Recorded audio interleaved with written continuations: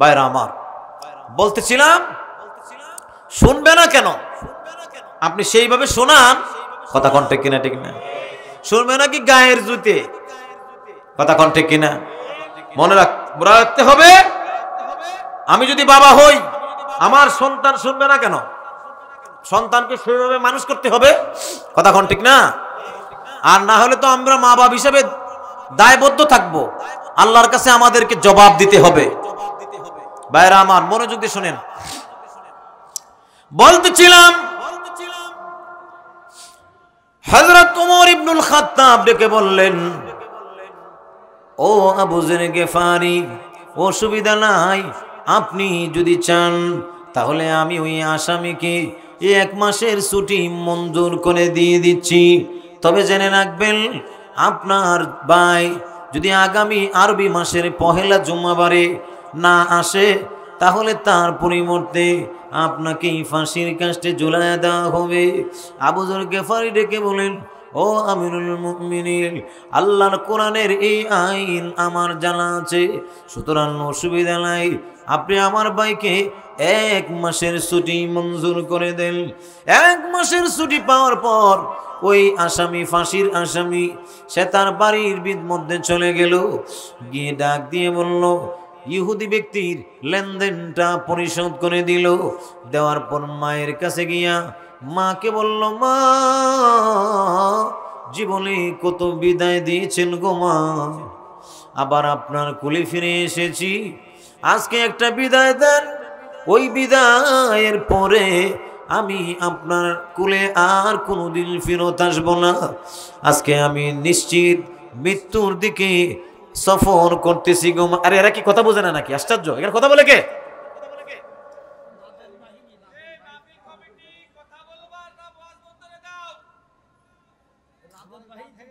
আর কি করতেছি বসে আমি এখানে?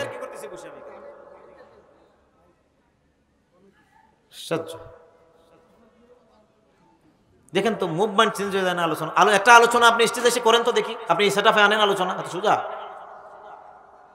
কি আজব!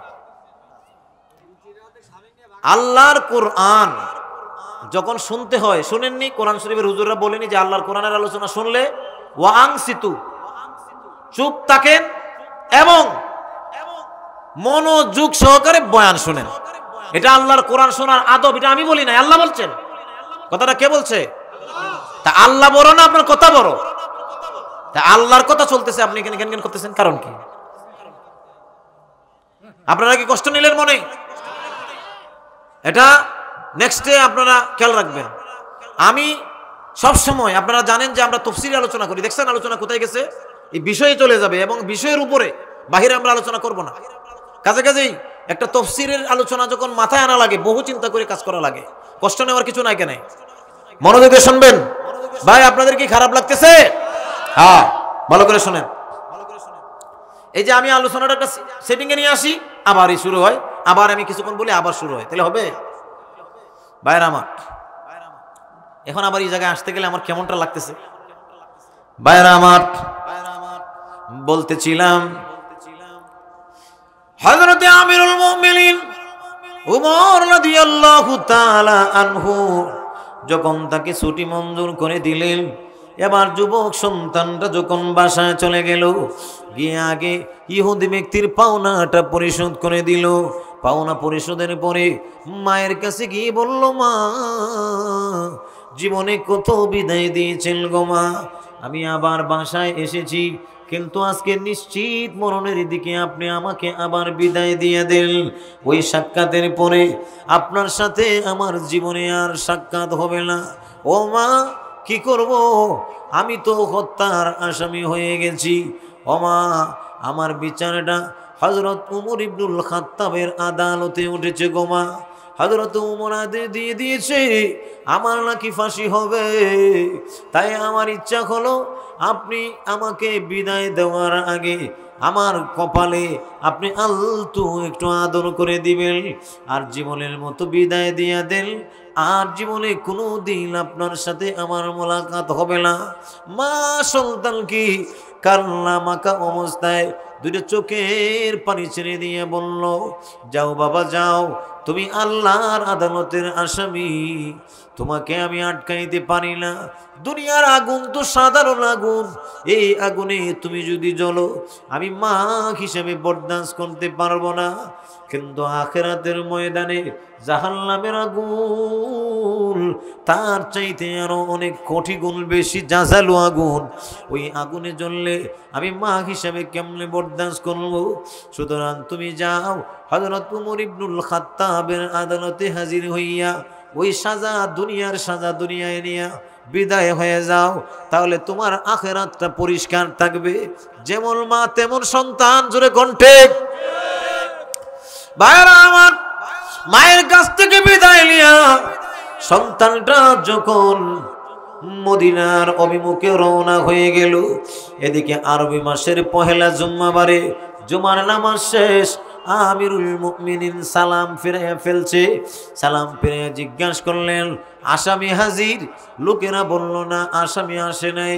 এমনি ডাক দিয়ে বললেন, যাও আবু যর গেফারিকে গিয়ে ডাক দাও। আবু যর গেফারি আসলেন, আমিরুল মুমিনিন এলান করে দিলেন, আবু যর প্রস্তুতি গ্রহণ করেন, কিছুক্ষণের ভিতরেই আপনার জিম্মাদার, আপনার ভাইয়ের পরিবর্তে আপনি জিম্মাদার ভাইকে ফাঁসির কাস্টে ঝুলাইয়া দেওয়া হবে। এই কথা শোনার পরে গোটা মদিনার ভিতরে সাহাবায়ে কেরাম হাউ মাউ করে কাঁদতে আরম্ভ করলেন। জলিলুর কদর নবীর সাহাবী, যার জীবনে কোনো গুনাহ নাই, উনি অপরাধী না, একজন বড় হাদিস বিশারদ, বড় মাপের আলেমে দিন, শুধু সাহাবী না, আল্লাহর নবীর খুব প্রিয় এমন একজন নির্দোষ মানুষকে আমরুল মুমিনিন ফাঁসির কাস্টে ঝুলাবে। লোকেরা মানতে পারে না। জল্লাদকে আদেশ দিয়ে দেওয়া হলো, যাও জলদি করে আবু যর গেফারিকে ফাঁসির কাস্টে ঝুলায় দাও। কিন্তু আবু যরকে যখন জল্লাদ নিয়ে যায়, তার চোখ দিয়ে ওজন দাঁড়ায়, পানি নাজিল চালু হয়ে যায়। জল্লাদ যায় এক কদম, আবার এক কদম পিছনে আসে। জল্লাদ মনে মনে বলে, জীবনে কত চোর ডাকাত কি কত অপরাধীকে আমি ফাঁসি দিয়েছিলাম, কিন্তু আজকে যে লোকটাকে ফাঁসি দিব আমি নিজেও জানি উনি কোনো অপরাধ করেন নাই। এজন্য তার চোখের কোণে পানি চলে আসছে। এক কদম সামনে যায় আর এক কদম পিছনে চলে আসে। আমিরুল মুমিনিন ধমক দিয়ে বলেন, কি ব্যাপার, তোমাকে না বললাম ফাঁসি দিয়ে দিতে? তুমি কি জানো না আল্লাহর আইন বাস্তবায়নে কোনো ভয় করা যায় না, আল্লাহর আইন বাস্তবায়নে কোনো মায়া মোহাব্বত থাকা যায় না, জলদি করে ফাঁসি দিয়ে দাও। এমনি তাকায় দেখে মরুভূমির বালি উড়াইয়া কে যেন আসতেছে।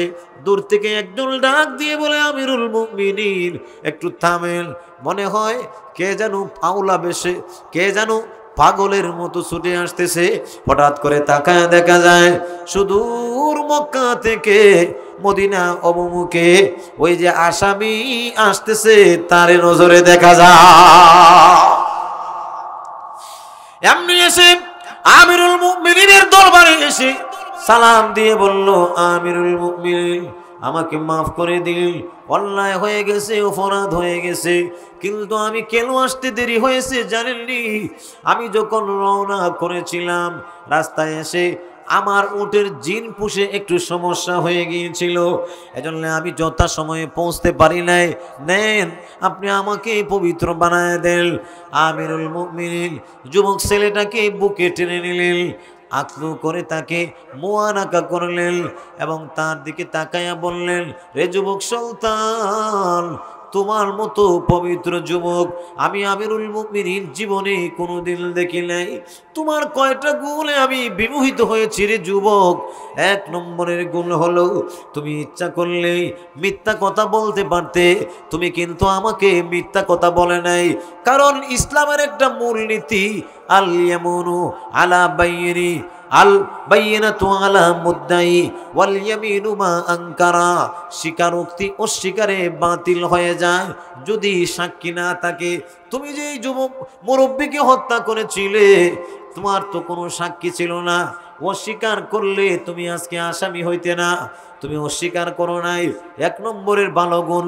দুই নম্বরের গুণ, সুযোগ পাইলে আসামি আর ফিরে না, কিন্তু তুমি ফিরে এসেছো। তোমার মতো পবিত্র যুবক আমি কোনো অপরাধীকে আমার কোলে বুকে জড়ায় নেই নাই, কিন্তু তোমার মতো পবিত্র যুবককে আমার একটু কোলে নিতে মনে চায়। মুআনাকা করলেন, কপালে চুম্বন করলেন। আমিরুল মুমিনিনের চোখ থেকেও ওজর দাঁড়ে পানি চালু হয়ে গেল। এই অবস্থা দেখি ওই যে বাবার হত্যার মামলা দায়ের করেছে দুই সন্তান, এই দুই সন্তান অপলক্ষীন দৃষ্টিতে দূর থেকে তাকায় আছে। এই দৃশ্যটা দেখে তাদের কলিজার ভিতরেও মায়া লাগছে। দৌড়ে এসে বলে, আমিরুল মুমিনিন, এই যে আমার ভাই সুদূর মক্কা থেকে 350 অথবা 450 কিলোমিটার দূরে 1 মাসের সফর কইরা সে যে এই পর্যন্ত আসলো, সে অপরাধ করেছে ইচ্ছাকৃত না, এই কথাটা স্পষ্ট হয়ে গেছে। সুতরাং আমরা আমাদের বাবার মামলা প্রত্যাহার করলাম। এই ভাইকে আর ফাঁসি দেওয়া লাগবে না, আমাদেরকে ভাই ভাই বানায়া দেয়। ভাইরা আমার, এরম ঘটনা যদি বলতে যাই সারা রাত লাগবে, ইনসাফের কথা শেষ হবে না। কি পরিমাণ ইনসাফ ইসলামের মধ্যে আছে ভাইরা আমার।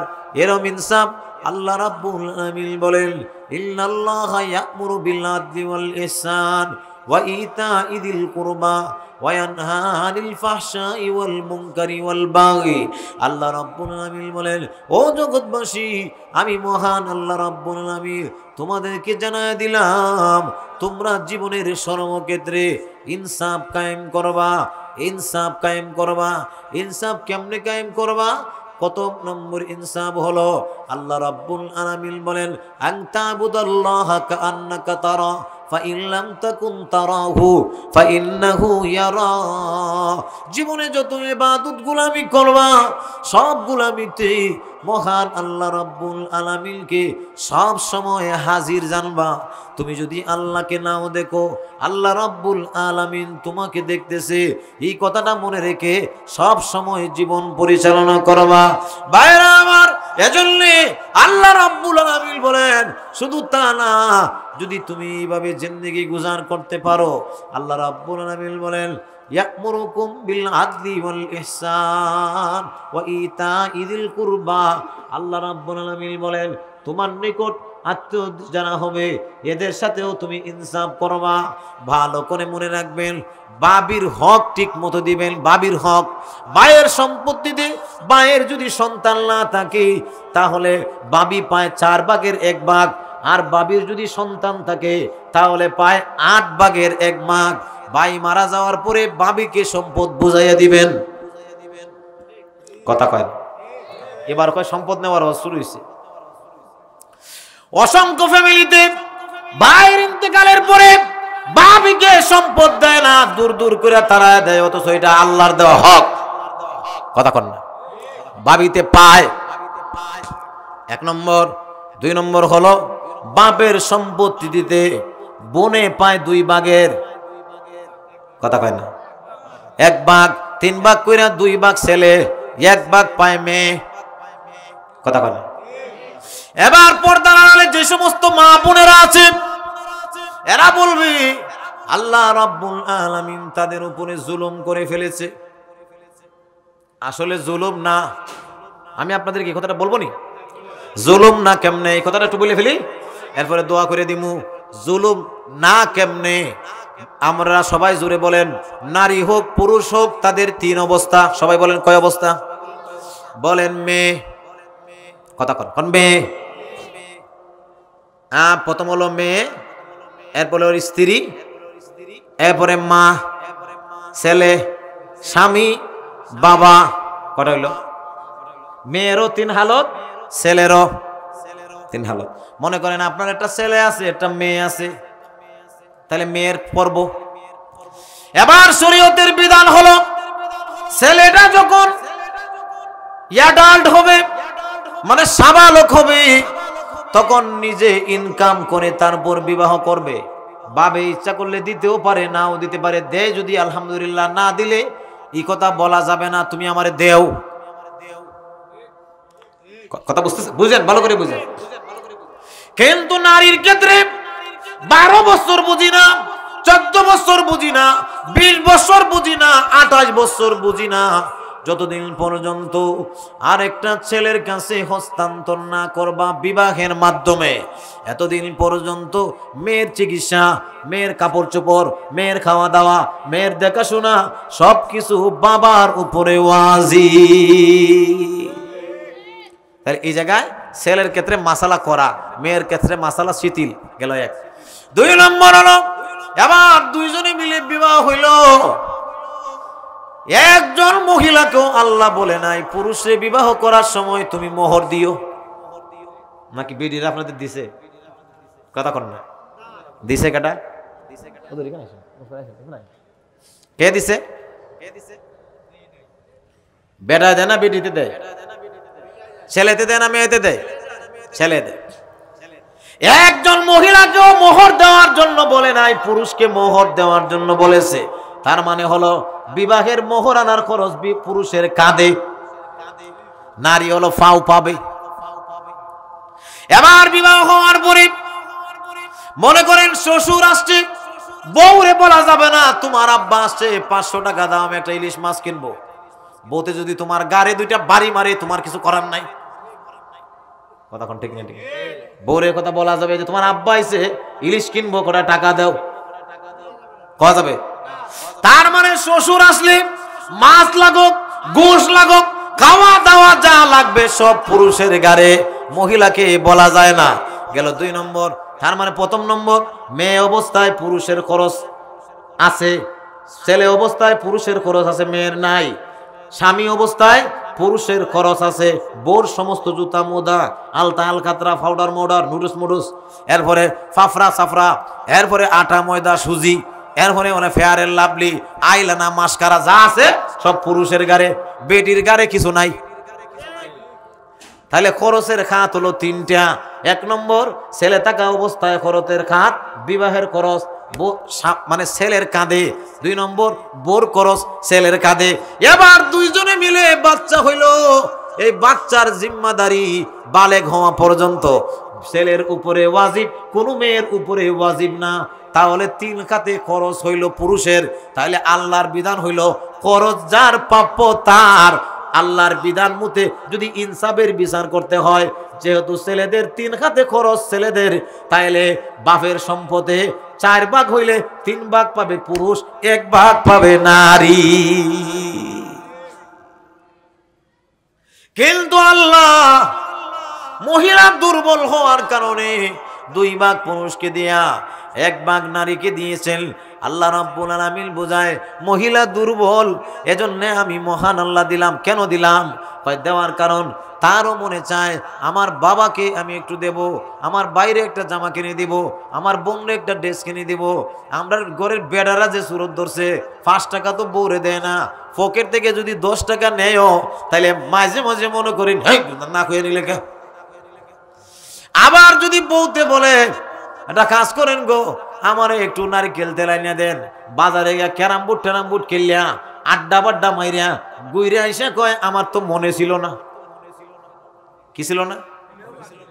এবার আল্লাহর নবী বলে যদি ক্যারাম বোর্ড খেলিয়া টুইলা ইয়া বাবা খাইয়া টুইয়া, অথবা দোকানদারির ব্যস্ততা দেখাইয়া, অথবা আরো উল্টা ফাল্টা বাজারে আড্ডা টাড্ডা মাইরা তোমার যদি নারিকেলের তেল আনতে ভুলে যায়, একদিন বললেন, পরের দিন বললেন, যদি না আনে, তাহলে ইসলামের বিধান হইল তুমি তোমার জামার ঘরের চাউল বেচা নারকেল তেল কিনবা।